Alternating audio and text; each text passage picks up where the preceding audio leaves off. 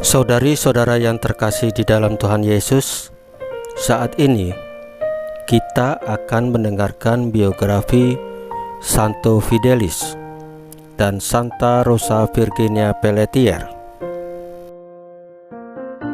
Biografi yang pertama, Santo Fidelis. Fidelis lahir di Jerman.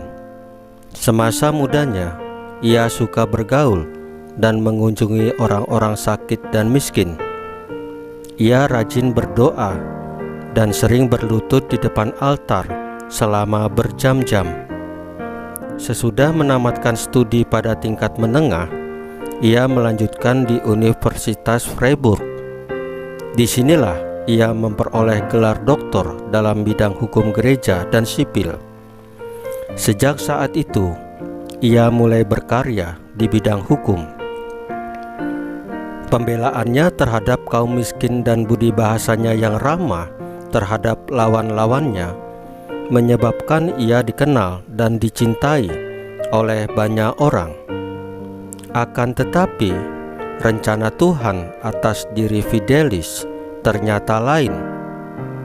Fidelis meninggalkan karyanya sebagai ahli hukum dan masuk biara imam-imam Kapusin.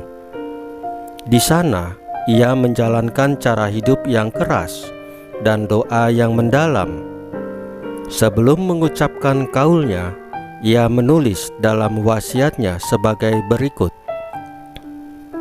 "Aku mempersembahkan jiwa dan ragaku selaku korban yang hidup untuk selama-lamanya, guna mengabdi pada Allah yang Maha Mulia dan Santa Perawan Maria yang tidak bercela, dan Santo Fransiskus." Sesungguhnya, di dalam biara, Fidelis hidup dengan penuh pengabdian dan penyerahan kepada Tuhan. Ia tidak mengindahkan kesenangan-kesenangan duniawi.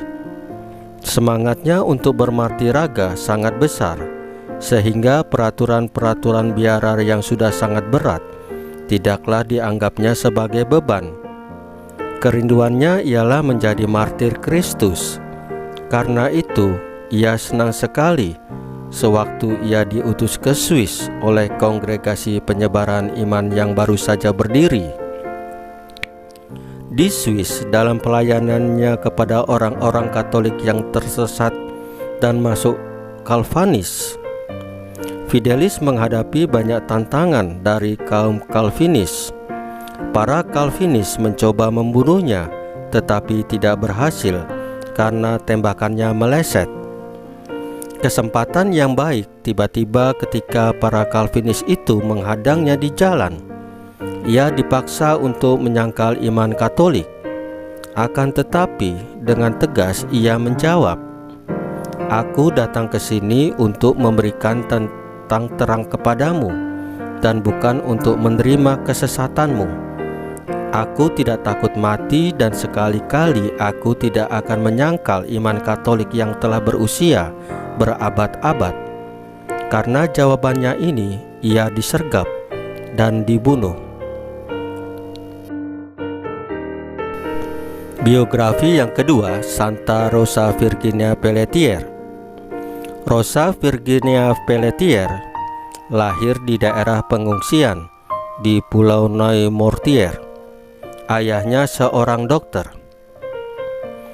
Rosa dididik secara Katolik dalam lingkungan yang sangat baik sejak kecil. Ia dilatih untuk bekerja keras dan berkelakuan baik terhadap orang lain. Nama Rosa, yang berarti bunga mawar, menunjukkan harapan orang tuanya akan perkembangan diri Rosa menjadi seorang putri yang namanya harum dan berguna bagi orang lain. Sementara Virginia, yang berarti perawan, menunjukkan harapan orang tuanya akan suatu corak hidup yang mengikuti teladan Bunda Perawan Maria. Setelah cukup lama tinggal di Noirmoutier, Dr. Pelletier meninggal dunia.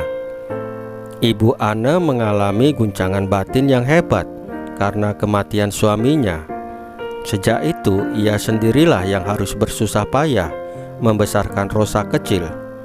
Kepedihan yang sama menimpa Rosa yang tidak lama lagi akan menerima sakramen permandian dan penguatan. Kemudian, setelah situasi umum di Soulange aman dan damai, Bu Anne bersama Rosa pindah kembali ke daerah asal mereka. Di sini Rosa dimasukkan dalam asrama untuk melanjutkan pendidikannya. Di asrama ini, Rosa berusaha selalu menampilkan diri sebagai gadis yang menyenangkan banyak orang. Sikap dan tingkah lakunya berbeda sekali dengan teman-temannya. Ia seorang gadis yang tenang, alim, tidak suka memberontak, dan rajin membantu orang lain. Dengan senang hati, dia membantu suster pemimpin asrama untuk menertibkan rekan-rekannya.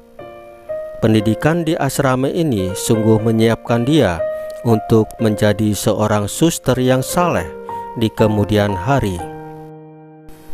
Saat yang tepat bagi Tuhan untuk bertindak atas diri Rosa terjadi pada suatu hari saat dia bersama kawan-kawannya berkunjung ke biara suster-suster kongregasi Santa Maria Pengasih. Di sini mereka merayakan misa kudus bersama suster-suster itu. Peristiwa ini menumbuhkan dalam hatinya minat untuk menjalani hidup sebagai seorang suster. Maksud hatinya untuk menjadi seorang suster diberitahukannya kepada kakaknya. Sayangnya cita-citanya tidak disetujui. Saudaranya tidak menyetujui kalau Rosa masuk biara itu. Ia boleh masuk biara lain, misalnya biara Santa Ursula. Namun Rosa tidak putus asa. Ia terus berdoa agar Tuhan Yesus memberinya jalan. Akhirnya kedua kakaknya menyetujui juga cita-cita Rosa. Setelah menjalani masa postulat selama 11 bulan, Rosa memasuki masa novisiat.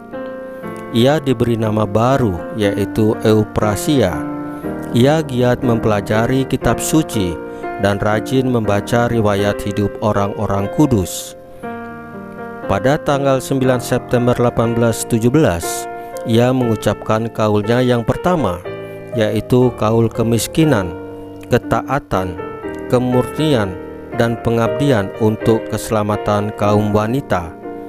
Jubah mereka sangat khas, yaitu berwarna putih. Di bagian dada tergantung salib biru yang melambangkan sengsara Kristus. Di samping salib terdapat sejenis kalung dengan medali bergambar Santa Perawan Maria dan kanak-kanak Yesus dikelilingi bunga bakung dan sekuntum mawar yang melambangkan cinta abadi. Sebagai seorang suster muda, Euprasia melaksanakan tugas-tugas yang dipercayakan kepadanya dengan penuh semangat. Ia ditugaskan di bidang pendidikan anak-anak asuhan yang ada di biara itu dan berusaha agar mereka bisa kembali ke masyarakat sebagai orang-orang yang berguna. Karena kesalehan dan kepribadiannya yang menarik, ia diangkat sebagai pemimpin biara. Dalam tugas baru itu, ia berusaha dengan bantuan Tuhan untuk mengembangkan biaranya. Cintanya kepada Santa Teresia Avila sangatlah besar. Karena itu, ia lebih condong kepada cara hidup para Karmelit. Atas izin pemimpin biara Karmelit, ia memadukan aturan-aturan Ordo Karmelit dan anggaran dasar biaranya sendiri. Corak hidup mereka mengikuti corak hidup Magdalena. Banyak orang tertarik pada corak hidup yang baru ini. Mula-mula ada 4 orang yang menggabungkan diri di bawah bimbingannya. Mereka segera meluaskan wilayah kerja mereka ke beberapa kota, antara lain kota Tours dan Angers. Kemudian meluas lagi meliputi negara Inggris, Belgia, Jerman, dan Italia, bahkan sampai ke tanah air kita, Indonesia. Akhirnya pada tanggal 24 April 1868, Suster Maria Euprasia meninggal dunia karena penyakit yang dideritanya selama masa tuanya.